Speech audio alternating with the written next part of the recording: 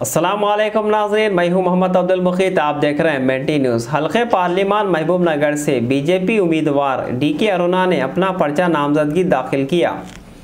कसीर तादाद में बीजेपी कारकुनों के साथ मिलकर एक रैली निकाली, जिसमें मरकजी वजीर Hardeep Singh, BJP general secretary Ram Madhav, Shanti Kumar, जिला बीजेपी सदर पद्माजा रेड्डी और दीगर मौजूद थे। बात अज़ां डीके अरुणा ने मीडिया से खिताब करते हुए कहा कि नरेंद्र मोदी के दौरे हुकूमत में ही मुल्क की हिफाजत और तरक्की मुमकिन है, और कहा कि कांग्रेस टीआरएस दोनों मिले हुए हैं, आवाम को धोखा दे रहे हैं। BJP general secretary Ram Madhav ने कहा कि केसीआर सेकुलर होने का दावा करते हैं, वही मजलिस का साथ देते हैं।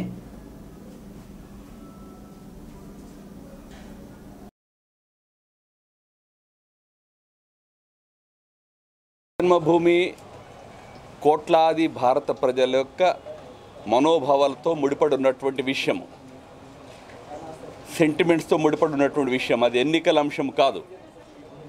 మేము ఎప్పుడు కూడా దాన్ని ఒక జాతీయ స్వాభిమానంతో ముడిపడి ఉన్నటువంటి అంశంగానే చూసాము. దాని హిందూ ముస్లిం సమస్యగా మేము ఎప్పుడు చూడలేదు. కేసీఆర్ గారు పూజల పురస్కారాల గురించి తక్కువ మాట్లాడితే చాలా మంచిది. ఆయన ఏ విధంగా రాజకీయాలకి ధర్మ రిలీజియన్ని వాడుకుంటాడో మాకు బాగా తెలుసు. ఏ విధంగా అత్యంత మతతత్వ పార్టీ అనేటువంటి మజ్లిస్తో జతకట్టి ఈ రాష్ట్రంలో మతవాద రాజకీయాలను ఆయన నడుపుతాడో మాకు తెలుసు. కాబట్టి ఆయన ఇతర పార్టీల విషయంలో వ్యాఖ్యానం చేయాల్సిన అవసరం లేదు. నేను చెప్పినట్టుగా రామ జన్మభూమి మాకు ఎన్నికల అంశంగా మేము ఎప్పుడు చూడలే. అది ఒక దేశం యొక్క ప్రజల మనోభావాలకు సంబంధించిన విషయము. ఏ మతానికి వ్యతిరేకంగానో ఏ ఎన్నికల స్వార్థం కోసమో చేస్తున్నటువంటి విషయం కాదు. అది కేంద్ర మంత్రి డాక్టర్ శ్రీ హర్దీప్ సింగ్ పురి గారు, నేను వారి నామినేషన్ కార్యక్రమంలో పాల్గొనడానికి ఇక్కడికి వచ్చున్నాము. తెలంగాణలో బీజేపీని పటిష్టం చేసే దిశలో ఈ పార్లమెంట్ ఎన్నికలు ఒక మొదటి ప్రధానమైన మెట్టు అని చెప్పి మేము భావిస్తున్నాము. అందులో భాగంగా విశేషంగా ఈ మహబూబ్ నగర్ పార్లమెంట్ సీట్ని ఒక 20 సంవత్సరాల వ్యవధి తరువాత మరలా ఒకసారి బీజేపీ గెలుచుకోవాలి అనే పట్టుదలతో మన కార్యకర్తలందరూ పనిచేస్తున్నారు. ఆ ఉద్దేశంతో డీకే అరుణ గారి గెలుపు కోసము ప్రచార కార్యక్రమంలో భాగంగా ప్రధానమంత్రి గారు కూడా రేపు 29వ తేదీ నాడు మహబూబ్ నగర్కి రాబోతున్నారు. దాన్ని బట్టి మీరు అర్థం చేసుకోవచ్చు ఈ నియోజకవర్గము డీకే అరుణ గారి నాయకత్వం పట్ల కేంద్ర ప్రభుత్వం ఎంత గంభీరంగా ఉన్నది, వారిని గెలిపించడం కోసమని చెప్పి మీరు అర్థం చేసుకోవచ్చు. తప్పనిసరిగా మహబూబ్ నగర్ నియోజకవర్గ ప్రజలు వారికి పూర్తి మద్దతు ఇచ్చి వారిని ఎన్నికల్లో గెలిపిస్తారని పూర్తి నమ్మకం, విశ్వాసం మాకున్నది. అదేవిధంగా తెలంగాణలో కూడా ఉన్న 17 సీట్లలో కొన్ని ముఖ్యమైనటువంటి సీట్లలో తప్పనిసరిగా బీజేపీ విజయం సాధిస్తుంది. రాష్ట్రం మొత్తంలోనూ మోడీ గారికి ఉన్నటువంటి ప్రజాదరణని ఆధారంగా చేసుకుని, అదేవిధంగా ఈ రాష్ట్రంలో కేసీఆర్ నిజాం నియంతృత్వ పాలన ఏదైతే నడుస్తున్నదో దాన్ని ఎండగట్టే విధంగా ప్రజలు బీజేపీ కూడా పెద్ద ఎత్తున ఓట్లు వేస్తారు. మా ప్రజాదరణ ప్రజాబలము మాకు బాగా పెరుగుతుంది అనే విశ్వాసము మాకు కలుగుతున్నది. Friends, thank you. ప్రధానమంత్రి కావాలా, మమతా బెనర్జీ గారు ప్రధానమంత్రి కావాలా, మాయావతి గారు ప్రధానమంత్రి కావాలా, కేజ్రీవాల్ గారు ప్రధానమంత్రి కావాలా, వీళ్ళు ఎవ్వరూ ఎలక్షన్లో పోటీ చేయట్లే. ఎలక్షన్లో పోటీ చేయకుండా అందరూ ప్రధానమంత్రి అయిపోదాం అనుకుంటున్నారు. ఇది ప్రజాస్వామ్యము. కాబట్టి ప్రజలకి మీమ్స్ తయారు చేసుకోవడానికి, జోకులు తయారు చేసుకోవడానికి ఇవన్నీ ఉపయోగపడుతూ ఉన్నాయి.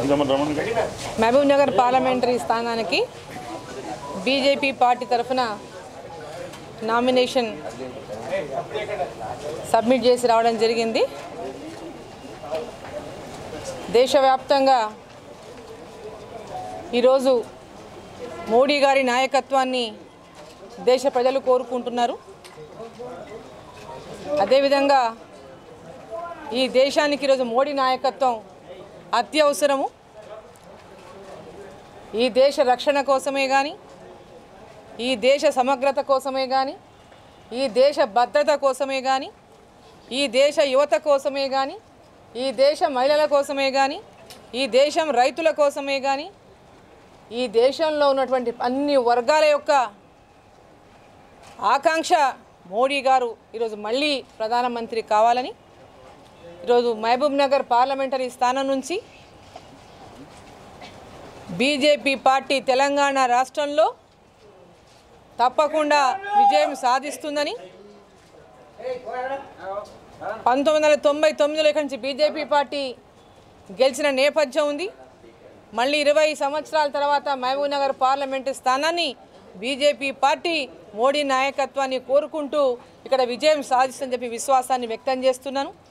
ఈరోజు పెద్దలు మరి రామ్ మాధవ్జీ గారు తెలంగాణ రాష్ట్రంలో ఈ యొక్క ప్రజాస్వామ్యాన్ని కూని చేసేటటువంటి వ్యవస్థ ఏదైతే నడుస్తూ ఉందో, తెలంగాణ రాష్ట్రంలో కాంగ్రెస్ పార్టీ ప్రతిపక్ష బాధ్యతని పోషించలేనటువంటి దుస్థితికి చేరినటువంటి నేపథ్యంలో తెలంగాణలో ప్రత్యామ్నాయం టీఆర్ఎస్ పార్టీకి బీజేపీయేనని, దానికి పూర్తి స్థాయిలో తెలంగాణ పైన బీజేపీ పార్టీ జనరల్ సెక్రటరీగా ఉన్నటువంటి పెద్దలు రామ్ మాధవ్ గారి దీనిపైన తెలంగాణలో ప్రజాస్వామ్యాన్ని కాపాడుకుందాం, బీజేపీ పార్టీనే ప్రత్యామ్నాయం అవుతుందనేటటువంటి ఒక భరోసాని కూడా ఈరోజు బీజేపీ పార్టీ కార్యకర్తల్లో ఈ రాష్ట్రంలో ఉన్నటువంటి ప్రతి ఒక్కరికి ఒక సందేశాన్ని ఇచ్చారు. ఖచ్చితంగా మహబూబ్నగర్ పార్లమెంటరీ స్థానం నుండి మరి బీజేపీ విజయఢంకా మోగిస్తుందని ఈ సందర్భంగా తెలియజేస్తా ఉందని నమ్మకాన్ని కూడా విశ్వాసాన్ని వ్యక్తం చేస్తున్నాను. చక్రం తిప్పుతా కేంద్రంలో నేను ప్రధానమంత్రిని అవుతా అని కేసీఆర్ గారు మాట్లాడుతున్నారు. ఒకటే అడుగుతున్నా, 16 సీట్లతో కేంద్రంలో కేసీఆర్ గారు ప్రధానమంత్రి ఎలా అవుతారు? 300కు పైగా బీజేపీ పార్టీ సీట్లు గెలవబోతున్నటువంటి నేపథ్యంలో మోడీ గారు ఏ విధంగా మరి కేంద్రంలో ప్రధానమంత్రి అవుతారు అంటే, ఇక్కడ ముఖ్యమంత్రి అవుతానని ఓసారి ప్రజల ఓట్లను కొల్లగొట్టిండ్రు, మళ్ళీ ఇప్పుడు ఆయన దేశంలో ప్రధానమంత్రి అనేటటువంటి మాట మాట్లాడి మళ్ళీ ఒకసారి తెలంగాణ ప్రజల మోసం చేసే కార్యక్రమం చేసినప్పటికీ కూడా తెలంగాణ ప్రజలందరూ కూడా ఈరోజు దేశం వైపు చూస్తూ ఉన్నారు.